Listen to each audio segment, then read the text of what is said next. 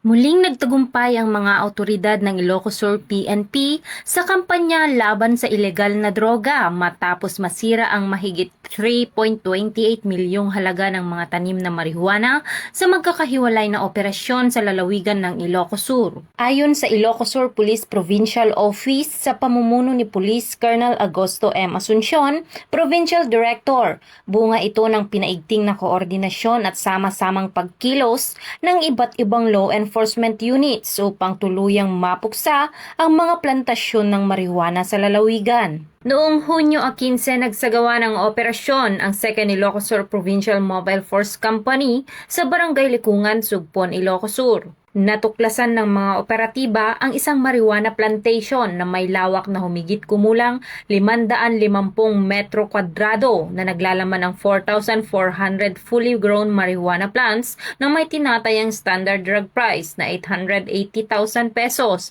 Agad na binunot at sinira ang mga ito sa lugar. Samantala, noong Hunyo 17, nagsagawa naman ng joint operation ang PNP Drug Enforcement Group Special Operation Unit 1 kasama ang iba pang operating units sa pinagtatalunang hangganan ng Barangay Likungan, Sugpon, Ilocos Sur at Barangay Takadang, Kibungan, Benguet. Sa nasabing operasyon, nadiskubre ang dalawang marijuana plantation site na may kabuuang lawak na 1,500 metro kwadrado. Umabot sa 12,000 fully grown marijuana na may kabuuang standard drug price na 2.4 milyon ang binunot at sinunog ng mga operatiba. Sa kabuuan, 16,400 fully grown marijuana na may kabuuang halagang 3.28 milyon ang matagumpay na sinira sa dalawang magkahiwalay na operasyon. Ipinapakita ng tagumpay na ito ang matatag na pagtutulungan at koordinasyon ng iba't ibang ahensya at operating units sa patuloy na pagsugpo sa iligal na pagtatanim ng marijuana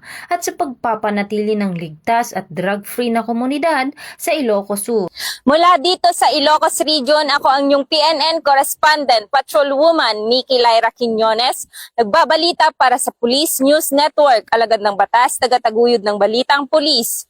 At ito ang bagong PNP para sa bagong Pilipinas, serbisyong mabilis, tapat at nararamdaman.